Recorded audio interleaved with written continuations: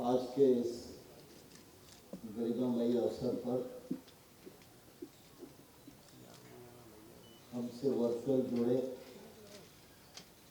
भारत सरकार के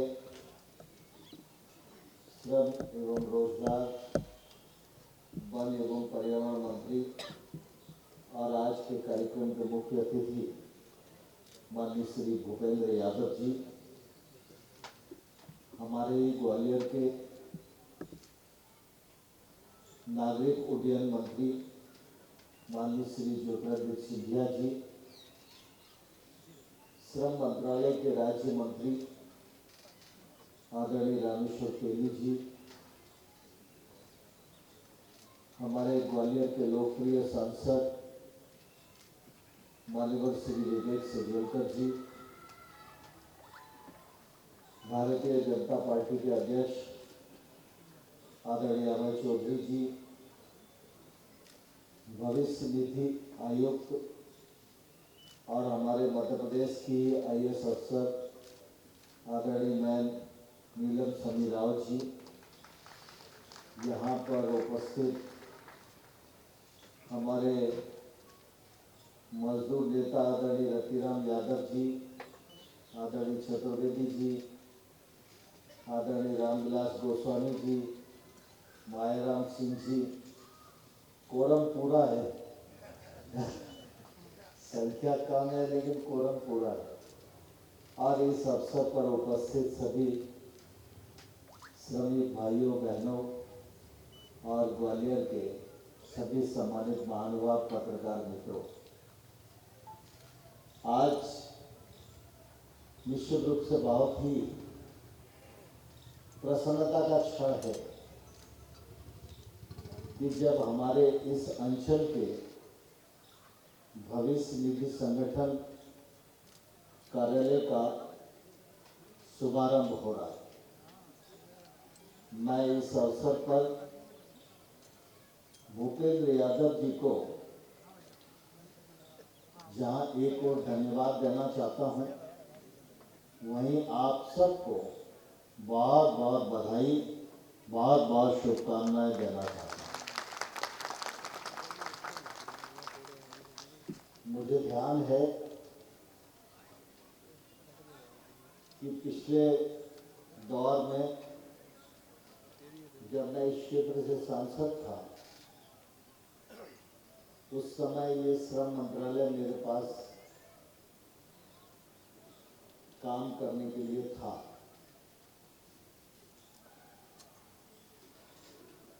श्रम मंत्री के नाते मेरा अपना अनुभव रहा, क्योंकि यहाँ जो मजदूर नेता बैठे हैं, छात्र जीवन में इनके आंदोलन में ही और उद्योगपति के विरोध में हम लोग नारे लगाने आया करते थे। और जब मैं श्रम मंत्री बना तो 1-2 महीना मुझे अपने को एडजस्ट करने में लगा, क्योंकि मैं अपने को हमेशा मजदूर से जोड़ा पाता था और इसलिए मेरा सोच एक पक्षी था। लेकिन जब मैं दायित्व को ठीक से समझा तो मुझे एहसास हुआ कि हमको श्रमिक और उद्योग दोनों में संतुलन बैठा के जवाबदेही के साथ काम करना। उस समय कई चीजें नई नई प्रधानमंत्री नरेंद्र मोदी जी के नेतृत्व में हुई और उसी समय मुझे लगता था कि भविष्य निधि कार्यालय में भी हमारे श्रमिकों को काफी परेशानी का सामना करना पड़ता था। और अपना भविष्य निधि संगठन देश का 6वां बड़ा संगठन होने के बावजूद भी हमारे अंचल में इसका कार्यालय नहीं था, तो फिर कार्यालय यहाँ बने ये भी सुनिश्चित हुआ और मुझे प्रसन्नता है कि आज इसका उद्घाटन भी हो गया है। तो एक सपना और साकार हुआ और ग्वालियर में एक और नया अध्याय जोड़ा।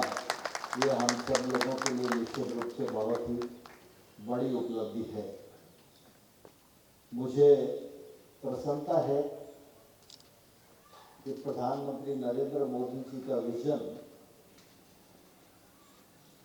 न जहां एक और देश को वैश्विक मंच के ऊपर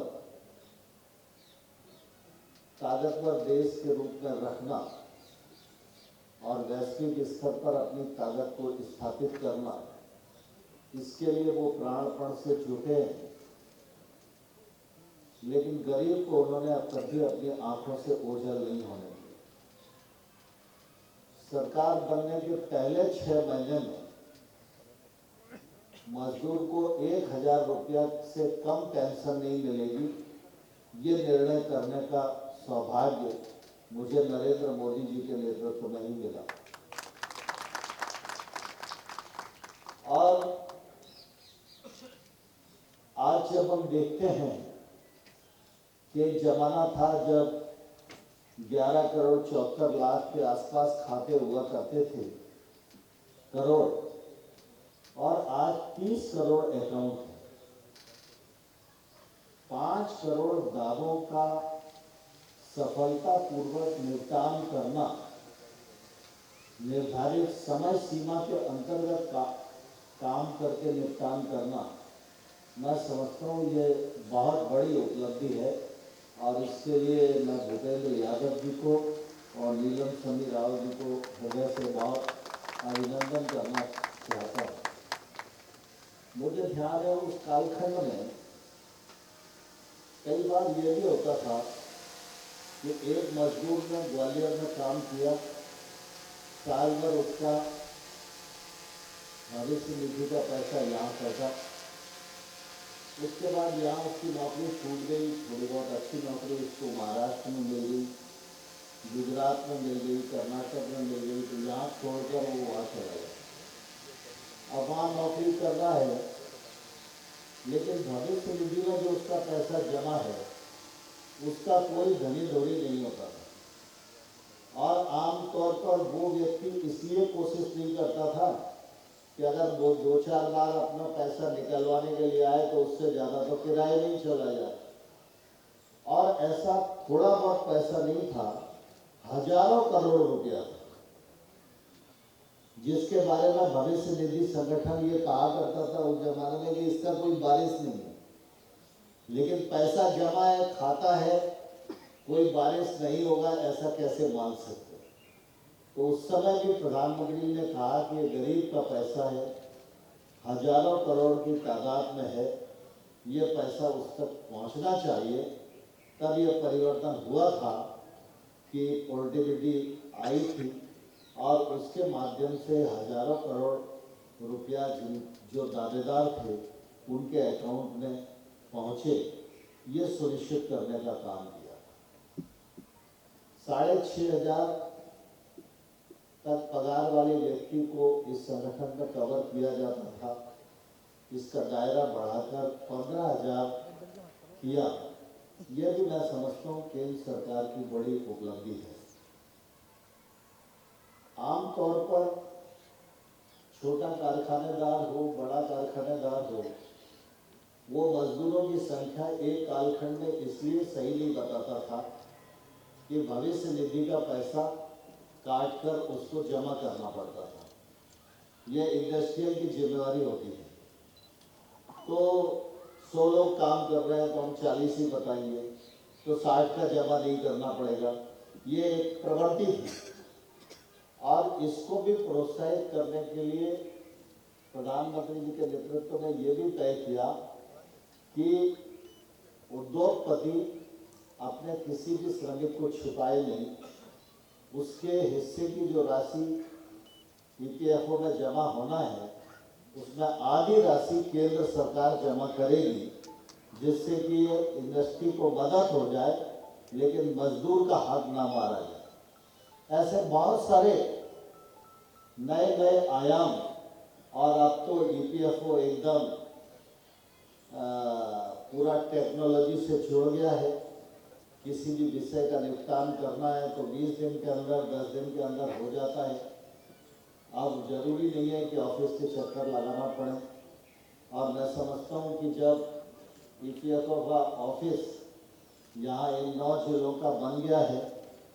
तो ये जगह भी ऐसी है, उस समय ये था कि कहाँ बने, तो ये जगह ऐसा स्थान है कि राजगढ़ वालों को तो दूर पड़ेगा, लेकिन हमारा बांगोर industrial area, Piper Seva industrial area, Sitapur industrial area, Birla Nagar industrial area, Malanpur industrial area, Bikki factory वाला इंडस्ट्रियल एरिया, डबरा हो, आसपास के जो भी क्षेत्र हैं, उनका एक तौर से ये केंद्र है। यहाँ किसी को भी आने में दिक्कत नहीं है। मैं समझता हूँ ये एक नया आयाम ग्वालियर के इतिहास में जोड़ा है। मजदूरों को ये बहुत बड़ी सुविधा है। इसके लिए मैं हमारे श्रम एवं रोजगार मंत्री माननीय भूपेंद्र यादव जी को हृदयपूर्वक बहुत बधाई देता हूँ और आप सब लोगों को बहुत बहुत बधाई और शुभकामनाएं देते हुए अपनी वाणी को विराम देता हूँ। धन्यवाद।